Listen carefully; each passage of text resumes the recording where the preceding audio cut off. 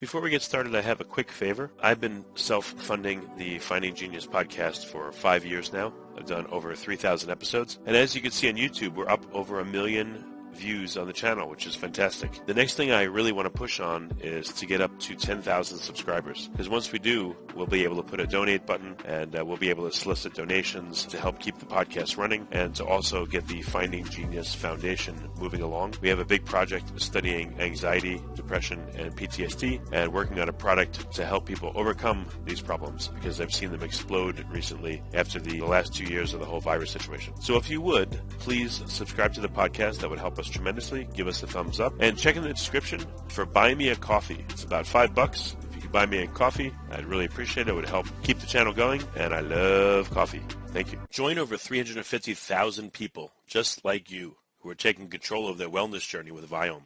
When it comes to choosing the right food and supplements for you, don't guess, test.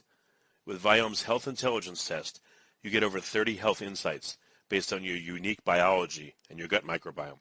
You also receive personalized food recommendations and precision supplements formulated literally just for you. Use code GENIUS to get an extra $20 off a health intelligence test. Visit Viome.com to shop now.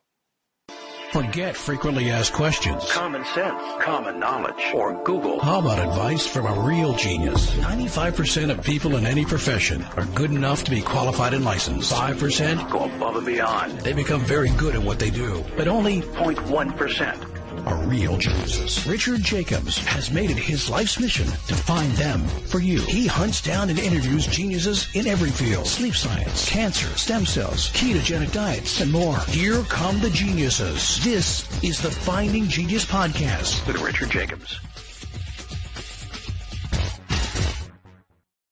Before we get started, I have a quick favor.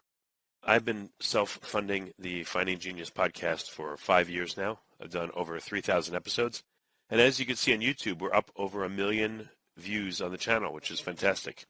The next thing I really want to push on is to get up to 10,000 subscribers. Because once we do, we'll be able to put a donate button and we'll be able to solicit donations to help keep the podcast running and to also get the Finding Genius Foundation moving along. We have a big project studying anxiety, depression, and PTSD and working on a product to help people overcome these problems because I've seen them explode recently after the last 2 years of the whole virus situation. So if you would, please subscribe to the podcast. That would help us tremendously. Give us a thumbs up and check in the description for Buy Me a Coffee. It's about $5. If you could buy me a coffee, I'd really appreciate it. It would help keep the channel going, and I love coffee. Thank you. Hello, this is Richard Jacobs with the Finding Genius podcast, now part of the Finding Genius Foundation. I have Michael Slepian. He has a really interesting book called The Secret Life of Secrets, How Our Inner Worlds Shape Our Well-Being, Relationships, and Who We Are. So curious to get into it. So Michael, thanks for coming. Thanks for having me. It's an unusual thing. How do you end up writing a book on secrets? What's a bit about your background? First, you do 10 years of research on secrecy. The way I started this program of research was I wasn't interested in secrecy at first. I was interested in metaphor. And in my earliest studies, I was looking at people have this curious way of talking about secrets. They'll describe a secret as something that can weigh you down. You can have a heavy secret or a weighty secret.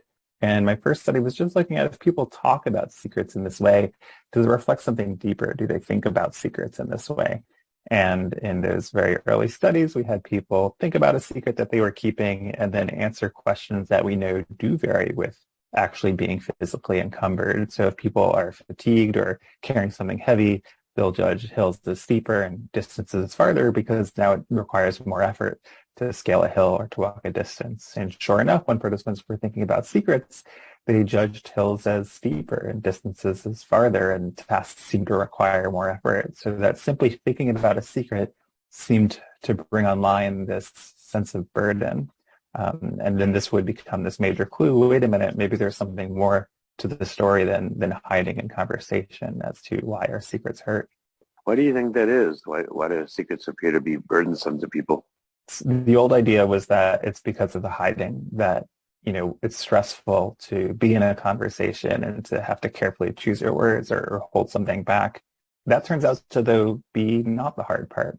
When we keep a secret, our intention is to hold back information. If it ever comes up to not reveal it. And we're pretty prepared for these moments when a secret might be relevant to a conversation. But what we're not prepared for are all the other moments when our mind returns to the secret when we don't need to hide it. And it turns out that simply the more our mind returns to the secret outside of these moments of hiding is where the harms begin. Well, when does someone's mind go back to a secret? Do they just think about it periodically in in quiet times with themselves, or when do people tend to go back to them? It comes back to this intention where the intention to have a secret is to hold information back. And so what it means to have an intention is you're going to be on the lookout for anything in your environment related to that intention. So for example, if your intention is to eat healthy and someone asks whether you want salad or fries with that, you're going to be reminded of that intention. And this is how you want your mind to work. You want it to be easily reminded of your intentions because you need to act on those intentions. And so this is what helps us be especially sensitive to our secret in conversation so we can conceal it if required. But this increased sensitivity toward things related to our secret means we'll also be thinking about our secrets in moments when it's not relevant, when we're just simply on our own time. And so essentially anything that our secret might be related to can easily remind us of the secret. Have you been able to classify different types of secrets? And if so, which ones appear to be more burdensome than others? So the first step of answering that question is to understand what are the common secrets people keep. And it turns out that you can really well describe essentially the entire universe of what people commonly keep secret with just 38 categories of secrets. This is something you could fit on a single sheet of paper. And we got these categories from essentially asking a couple of thousand people, what's the secret you're currently keeping?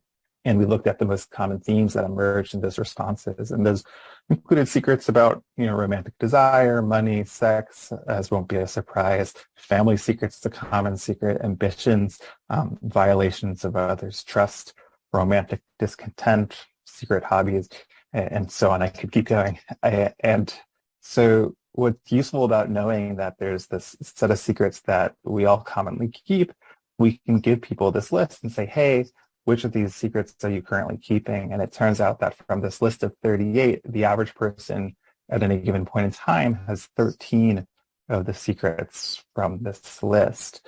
And so one thing we do a lot in the research is generalize across the different kinds of secrets people keep. And so when I say, the hard part of secrecy is having our mind return to the secret, not having to conceal it in conversation, that's something that holds across all these different categories of secrets. Now, as far as the question, do some hurt more than others? To answer that question, we essentially need a way to arrange these 38 categories of secrets. And it turns out that people see these secrets as differing from each other in three primary ways. One is how morally wrong the secret is. Another is how much the secret involves your relationships with other people. And the third is how much the secret is related to your goals and aspirations. And where your secret sits across those three dimensions is related to how harmful it is. So what are some of the most harmful type of secrets you've seen? And harmful meaning what they cause a lot more rumination, or how do secrets harm people that you observed? So those three dimensions each correspond with a harm. And so the more morally wrong we believe a secret to be, the more we experience shame. The more a secret feels personal and individual, the more isolating that secret is. And then the more the secret seems not based in any specific goal, but just feeling and emotion, the less insight we feel we have into the secret. And so of those three harms, shame, isolation, and uncertainty, probably shame and isolation are the more harmful of the three. And shame in particular is particularly bad for you. And so certainly the more your secret feels immoral, that we're going to see some harm there as a function of shame. And we see that it's not the more we conceal our secrets that leads to these three harms, but it's the more we mind wander to these secrets that we experience feelings of shame, isolation, and uncertainty. Have you come up with like a secret revealing therapy, or is there such a thing where people are encouraged to give them up, let's say to a party that's bound not to talk about them, like a therapist or something? The thing about having a secret is that when we choose to be alone with something, we often don't develop healthy ways of thinking about it. And an easy way to find a healthier way of thinking about a secret is to talk to someone else.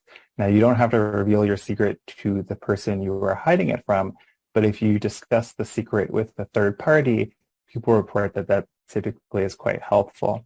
Someone has to respond very negatively for you to regret confiding a secret. And the most common response to confiding a secret is a helpful one. Someone can give you emotional support or advice or guidance. And these are things that are hard to find on your own, but really easily come out of conversations with others.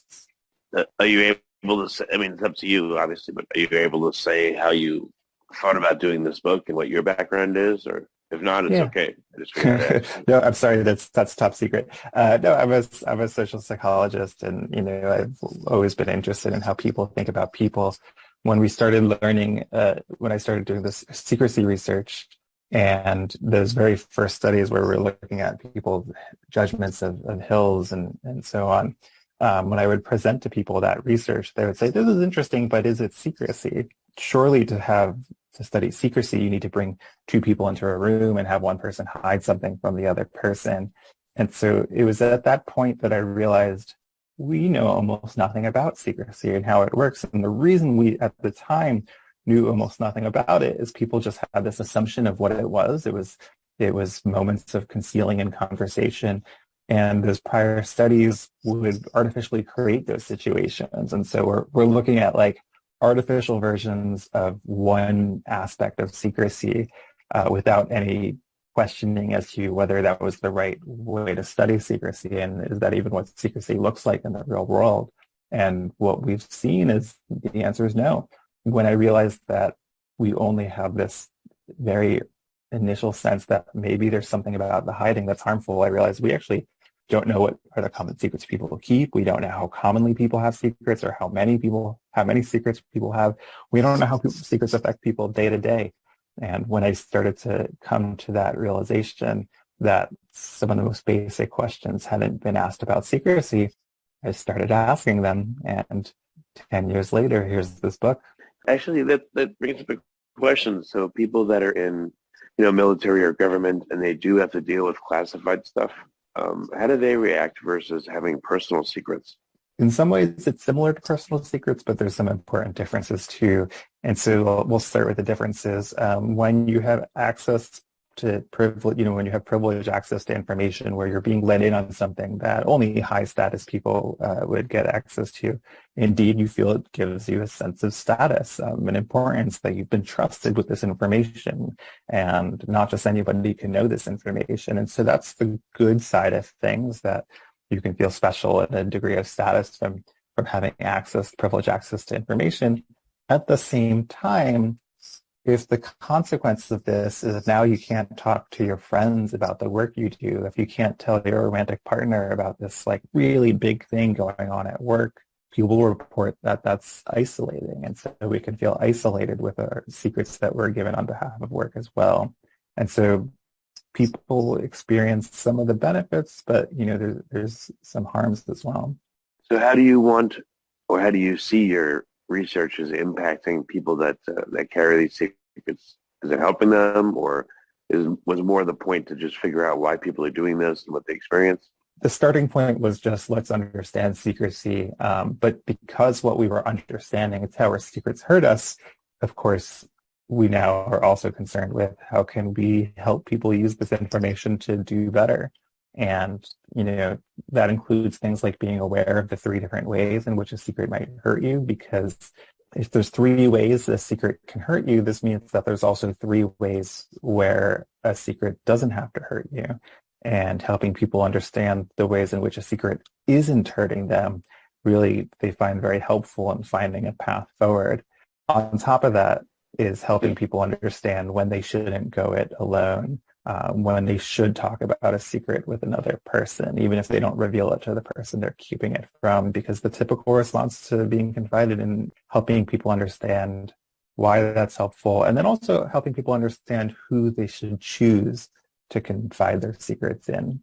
Yeah, I mean, what about someone you're in a relationship with? You confide something to them, and then later on, they betray you. Like, have you studied the betrayal part of secrets yet? Discover how your gut microbiome is impacting your cellular health, immune health, and how you're aging from the inside out with Viome's Health Intelligence Test. Collect your samples, send them to the Viome lab, and within 2 to 3 weeks, your health scores and food and supplement recommendations will be available to you right in your Viome app. Visit Viome.com and use code GENIUS to get an extra $20 off your Health Intelligence Test. Yes. And so the finding is that if you confide your secret in someone who has a very different set of morals as you do, if they find what you're telling them to be very morally objectionable or immoral or wrong, they are more likely to pass on that secret to a third party, essentially as a way to punish what they see as wrongdoing. And so confiding secrets in people usually works out really well. But to improve your chances of it going well, you want to choose someone who's not going to be scandalized by what you're telling them, because that could create problems for that person. That could lead that person to betray your confidence and tell them. But if you choose someone who thinks about it in a similar way, who has a similar set of morals, they're more likely to keep the secret safe. What about people from different cultures or at different ages or stages of their life? How does it change for someone? So now we're at the forefront of what we know. We're doing this research right now, looking at the role of culture. Age is an interesting one too, which we could touch on. But the role of culture, we see, for example, in more collectivistic communities, people feel more inauthentic for keeping secrets. And so we're just doing this research now and trying to understand why that's the case and, what it means for helping people cope with their secrets. Age is an interesting one too, of course. And so we pretty much don't know anything about how it develops throughout the adult lifespan. So we don't know how secrecy changes from, 20-year-olds to 50-year-olds really. But we do have a good sense of how secrecy develops throughout childhood and adolescence. And in early childhood, secrecy essentially is less troubling because kids get into less trouble, and keeping a secret is very different in children. Where secret keeping in kids starts to look adult-like is when they hit adolescence, when they become overly concerned with, social approval and become worried about saying the wrong thing and let fears eclipse the ability to place trust in people. That's when secrecy as we know it starts. The telling of secrets, is this incorporated into any types of therapy that you see, like cognitive behavioral therapy, or is it at all mainstream, or is this not really accounted for in therapy? It's central as far as I understand it to all therapy. I mean, it's about revealing those things so you can work on them. Okay. I don't know, any interesting experiments? Like what if you took two strangers and had them meet and they agree to each tell each other one secret, and you ran like a bunch of groups of people like this and then did like some kind of discussion. I don't know, would that be interesting or revealing? Or I hope it would be interesting because we in fact have run that study. Where we brought two strangers into the laboratory. We showed them the list of the 38 categories of secrets. They indicated which secrets they were keeping from the list. And then we asked them, pick a secret, the most significant one you would be willing to reveal to this stranger in the other room. And so they both did this, and then they get reunited into the same room. And then we say, all right, do it, reveal your secret. And what we see is about 50% of the time, people would reveal it. So the first thing to know is if you ask two strangers to reveal secrets to each other, they might say, no, we're not going to do that. And that happened half the time. Another interesting finding was that if one person revealed a secret, the other person always also revealed a secret. And so maybe they felt that they had to reciprocate, or maybe both of them just felt comfortable. There was something about the interaction that made them both comfortable. But if one person revealed a secret, the other person also always revealed a secret. And then we looked at which kinds of secrets were more likely to be revealed. And it turns out that the more someone was worried about their secret, the more likely they were to reveal it, and the more likely they were to feel better afterward. Yeah, why do you think there's this thing in human nature, this compulsion to reveal secrets? Why do they want to work their way out of us? For some, how come it's not easy to keep them? I think at the end of the day, we just don't want to be alone with our thoughts. And so even if it could bring these consequences that are not universally beneficial. Maybe someone thinks less of you is the worry. The thing to know is confiding usually goes far better than we imagine. Other people's impressions of us are nowhere near as fragile as we imagine. But yeah, we want to talk about our secrets because we don't want to be alone. Yeah, it makes sense. I was imagining someone asking you a question. You say, "Our secret research is proprietary." But so what? I don't know. Do you think that the research you're doing is very useful? Like, how do academics or other companies or whatever find your research to be useful, or how have you found that the world is taking your research in? Is it liking it? What's it thinking? I find it useful to take from the research that as isolating as it can feel to have a secret, as alone as you can feel with a secret, we all keep the same kinds of secrets. And so we're not alone. And to know that the average experience of revealing a secret to someone else is a helpful one really makes the case pretty strongly that you're so much better off choosing someone to confide in. Sometimes it's also right to confess the secret to the person you're keeping it from. If you're not sure whether you should do that, again, you could just talk to someone else. And so understanding what's so helpful about that helps people do better. You say the average person has 13 different secrets, so they keep. That's right, 13 from that list of 38. That's a lot. In some were there ways, some people that yeah. that had like all 38? Was there anyone you were like, oh my God, all 38? You have all of them? Or was it just people stayed around the middle? Yeah, I should look at the data. 35, 36, I've seen that before. Is there someone out there with all 38? Probably. And so what's interesting about that is there's essentially two different ways to find yourself having multiple secrets, many secrets from this list. One is that you have a tendency to keep secrets. And so when something bad happens, you keep it a secret, or when there's something you're struggling with, you keep it a secret. It turns out that using secrecy as a way to deal with problems is not healthy, as you might imagine. Another way to find yourself having more secrets is simply getting more involved in the kinds of situations that people might keep secret. And so that includes people who are really open to new experiences, people who are less conscientious. These sort of find themselves more in these situations and then keep them secret. So what's the future of secrets and secret research? You said you were going to look at age and culture, but what areas need to be explored? We certainly need to learn more about how secrets work in the workplace and, as you mentioned, across the lifespan and culture, really big questions. People have been asking me about gender for a very long time, and, it's probably time to look closely at what that might mean. And for our secrets, the list just can go on and on. How time impacts having a secret, how a specific secret changes. Our relationship with that secret changes over time. There's so much to learn. Yeah, I saw a show once where they talked about duper's delight. I guess people that had, I know one woman had like killed someone or something, and she her limbic system like made her laugh about it. She couldn't help it, and I guess the show was saying like some people delight somehow in keeping secrets from authorities or from other people. Have you observed that? I tend to look at sort of the secrets that people keep and how they affect them. That often means how it affects their well-being. Is there a world where keeping secrets brings this like really special feeling that helps your well-being? There is, but it's a very specific kind of secret.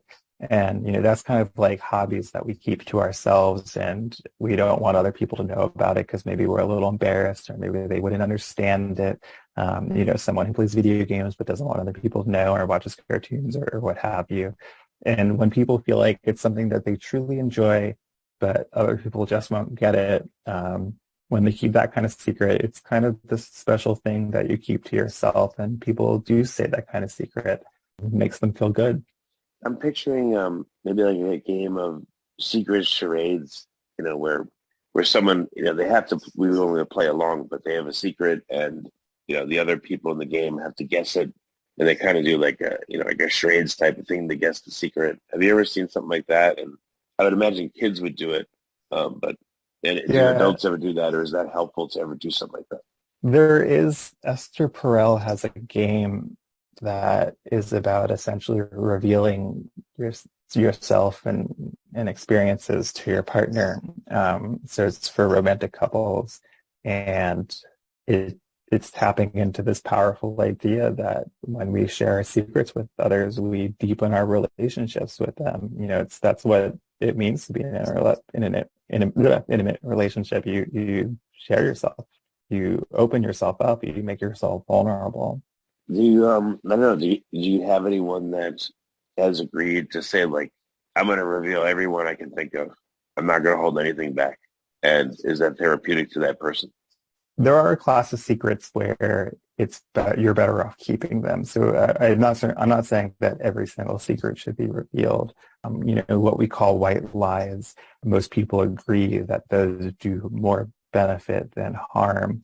If the consequence of revealing something is it just needlessly hurts other people's feelings, that's something that you don't really have much to gain in revealing that secret. If you're arriving at a party and your friend asks you how their outfit looks and it's too late to change, and you don't think it looks good, that's not a truth you need to reveal.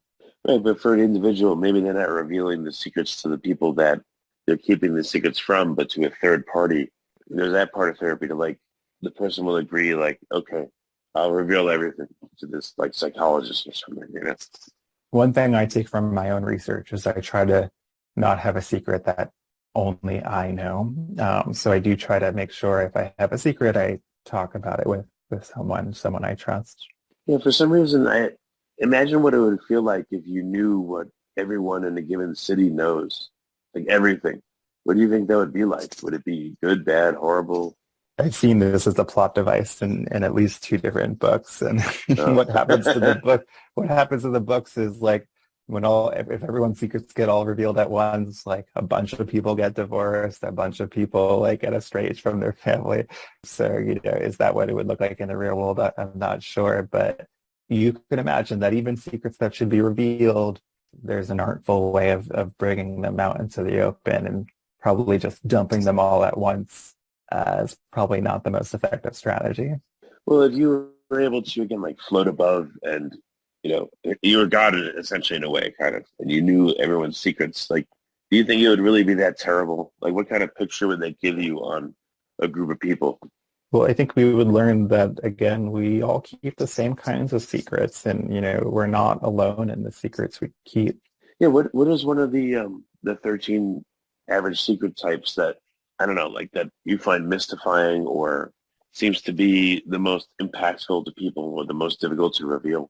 That's an interesting question. I don't find any of them mystifying, but, there's certain ones.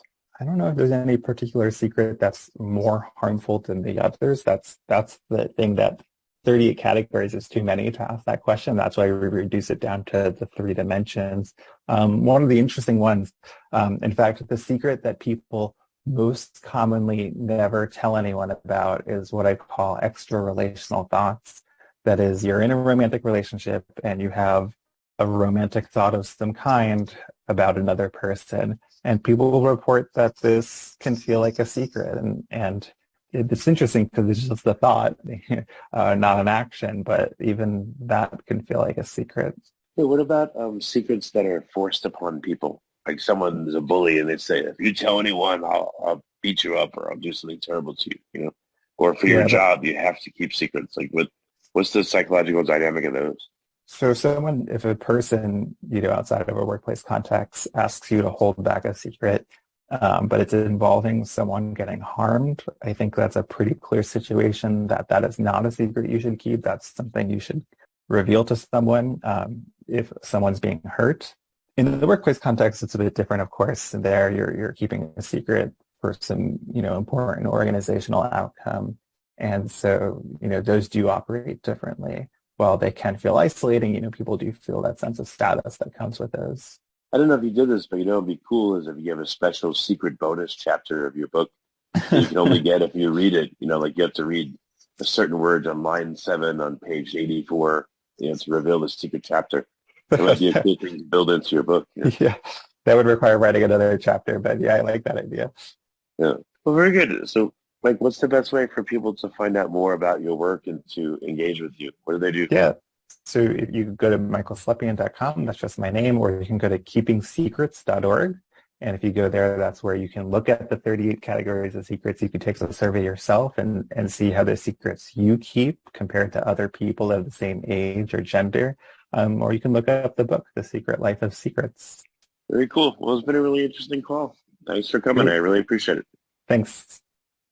Don't forget, before you go, use code GENIUS at Viome.com for an additional $20 off your health intelligence test, and get started on your health journey with the right foods, supplements, and probiotics and prebiotics for your unique biology. Get a deeper look within with Viome's health intelligence test. Viome, you decoded. You've been listening to the Finding Genius podcast with Richard Jacobs. If you like what you hear, be sure to review and subscribe to the Finding Genius podcast on iTunes or wherever you listen to podcasts. And want to be smarter than everybody else? Become a premium member at findinggeniuspodcast.com. This podcast is for information only. No advice of any kind is being given. Any action you take or don't take as a result of listening is your sole responsibility. Consult professionals when advice is needed.